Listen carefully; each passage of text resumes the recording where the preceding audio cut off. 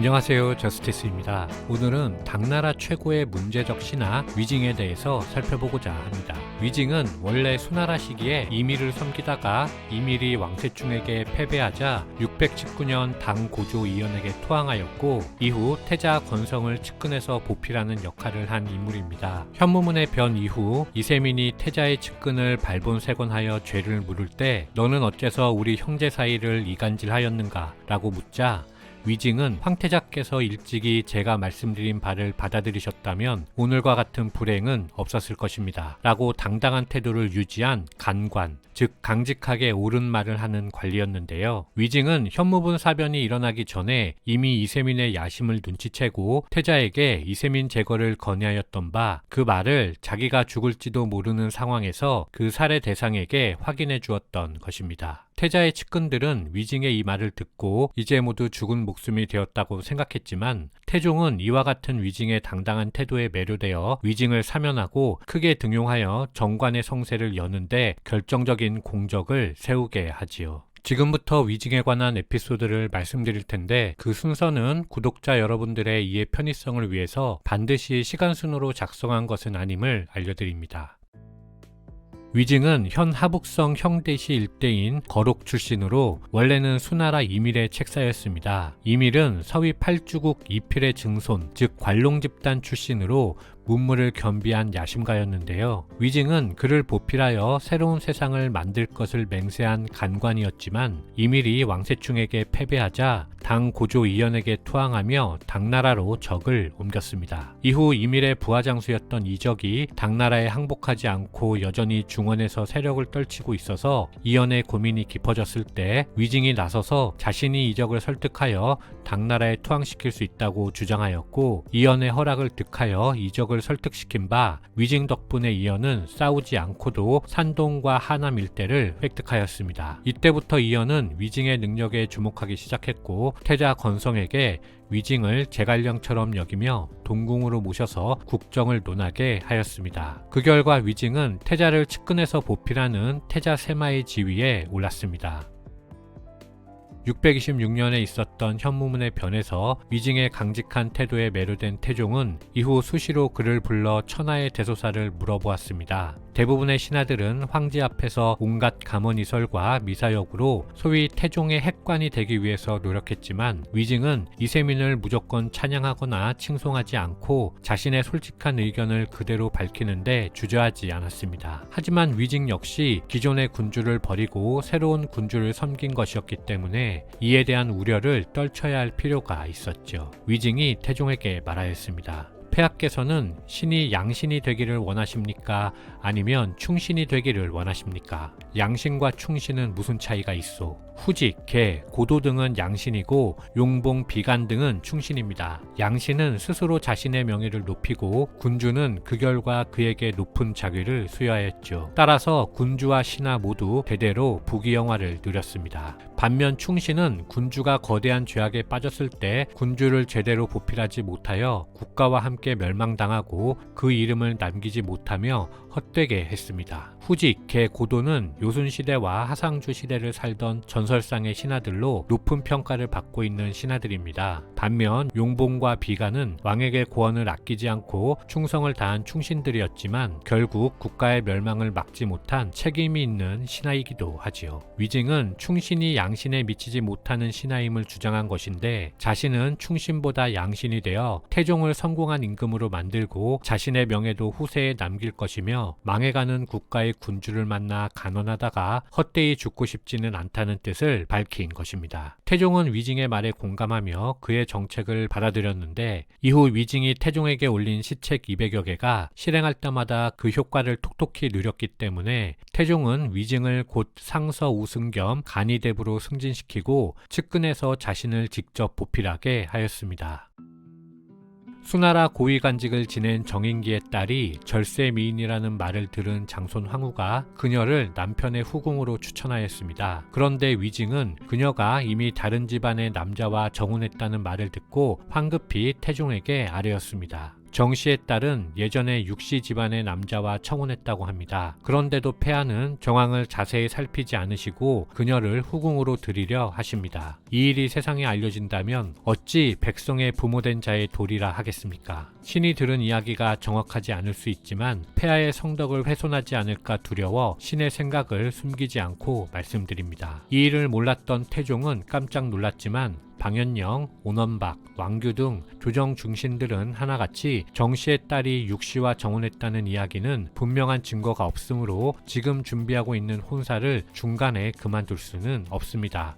라고 상소하였습니다. 게다가 정 씨마저도 혼인의 약속은 없었다고 주장하자 태종은 난감하여 위징에게 물었습니다. 위징이 대답했습니다. 예전에 태상왕께서 신처검의 아내를 취하여 총애하신 적이 있습니다. 그런데 태상왕께서 신처검이 동궁의 태자 사인이라는 사실을 알게 되었습니다. 이를 껄끄러워한 태상왕께서 신처검을 지방의 현령으로 쫓아버렸죠. 그 후 신처검은 자신이 언제 죽을지 몰라 전전긍긍했습니다. 정씨 역시 지금은 폐하께서 자신을 너그러이 대하고 있는 것을 알지만 혼사가 파기된 이후에라도 만약 폐하의 노여움을 사게 된다면 언제든지 벌을 받을지 모른다는 두려움이 있기 때문에 진실을 말하지 않은 것 뿐입니다. 위징이 자신의 아버지인 이연의 추문을 끄집어내서 태종에게 간언한 것은 선왕을 욕보이게 하는 언사로 만약 태종이 이를 문제 삼으면 중벌을 내릴 수 있는 불충이었지만 태종은 호탕하게 웃으며 위징의 말을 받아들이고 혼례를 취소하였습니다. 태종의 이런 조치를 반기지 않는 백성이 없었으며 무소불위의 권력을 지닌 황제가 자신의 무지에서 비롯한 과오를 깨끗이 인정하고 받아들이는 모습은 그가 정관의 성세를 여는데 큰 기여를 했다고 하겠습니다.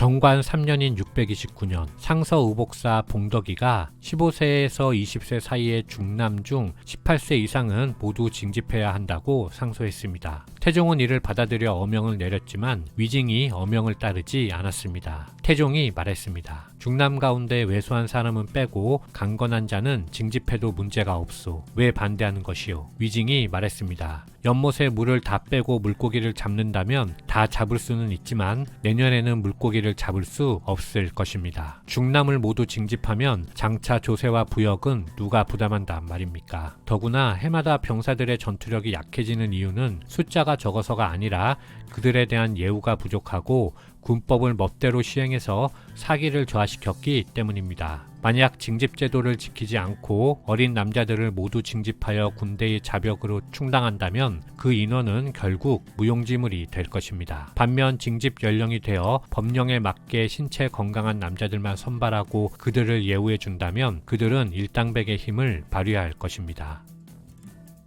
어느 날 태종이 일찌감치 퇴청하여 궁으로 돌아온 후 잔뜩 화가 나서 황후에게 말했습니다. 그 시골뜨기 영감탱이 때문에 화가 나서 견딜 수가 없소. 이번 기회에 반드시 그를 없애버릴 것이요. 황후는 누가 태종을 화나게 만들었는지 물었습니다. 위징 그 고집스러운 늙은이지 누구겠소. 그 영감은 걸핏하면 조당에서 나에게 모욕을 준단 말이오. 내 체면은 조금도 생각하지 않소. 그 말을 듣고 장손 황후는 아무 말 없이 물러갔습니다. 잠시 후 그녀는 황후의 대례복으로 갈아입은 후 뜰에 나와서 이렇게 말했습니다. 신첩은 폐하께 경하를 드리고자 합니다. 신첩은 대신들이 충직한 이유는 순전히 군주가 현명하기 때문이라고 들었습니다. 위징이 용감하게 솔직한 간언을 할 수 있는 이유는 폐하께서 도량이 넓고 현명하기 때문이 아니겠습니까? 이러니 신첩이 폐하께 경하를 드리는 것입니다. 태종은 황후의 이 말을 듣고 더 이상 위징에게 화를 내지 않았습니다. 사실 이 에피소드는 위징보다는 장손 황후의 총명함에 초점을 맞춘 일화이기는 한데요. 제가 장손 황후를 좋아해서 한번 넣어봤습니다.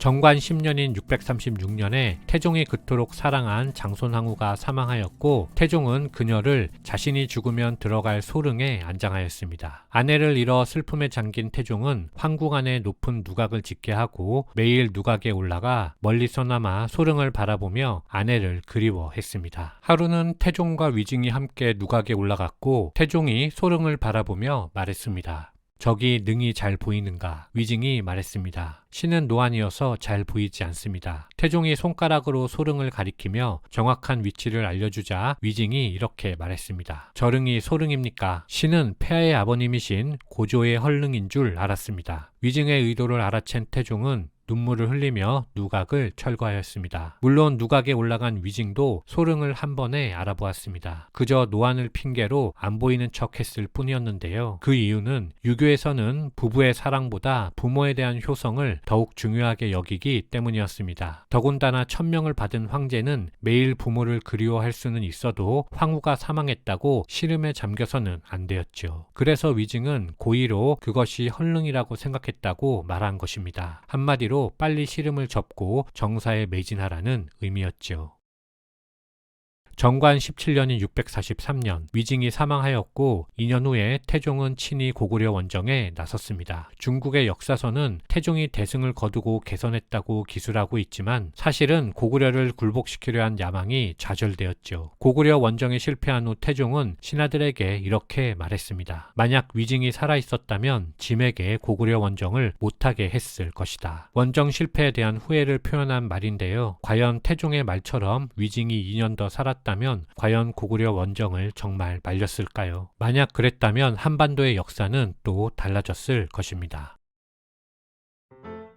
정관정유 이면편에 보면 인물 댐댐이를 잘 파악하는 왕규가 태종에게 위징의 품성을 평하며 이렇게 말하는 대목이 있습니다. 항상 천자에게 간언할 것을 명심하고 자신이 섬기는 군주가 요순에 미치지 못함을 부끄러워한 신하가 위징입니다. 정관정유에는 이와 같은 태종과 신하들의 문답이 이어지는데 그 가운데 특히 중요한 것은 신하의 진심 어린 간언을 받아들여야 함을 계속해서 되풀이하며 강조하고 있다는 것입니다. 이는 위정자의 마음가짐을 지적한 것으로 그것이 전제정치이든 요즘과 같은 민주정치이든 그 적용에 있어서는 변함이 없다 하겠습니다. 다만 자치통감에 보면 위징이 태종에게 수말 대란의 혼잡 속에 호구가 아직 회복되지 않았고 곡물창고는 아직 텅텅 비어있는데도 봉선을 위한 행차를 하는 것은 말도 되지 않습니다. 지금 낙양에서 바다에 이르기까지는 연기는 드물고 잡초만 무성할 뿐입니다. 라고 하였는데요. 봉선은 태평성세에 천자가 하늘에 올리는 감사제로 위징이 이렇게 말했다는 것은 소위 정관의치에 일정 정도 윤색이 있었음을 추측해 볼 수 있게 합니다. 그 밖에 고조실록에 태자 건성과 제왕 원길이 현무문의 변 이전에 악행을 저지른 것처럼 묘사되었는데 사실 건성은 성품이 인자한 인물로 기재된 부분도 있기 때문에 고대 역사서에 쓰인 기록이 모두 사실이라고 믿기보다는 독자 스스로 사고력을 키워 자신의 상황에 맞게 해석할 수 있는 능력을 갖추는 것이 필요하다 하겠습니다. 이상 마치겠습니다. 감사합니다.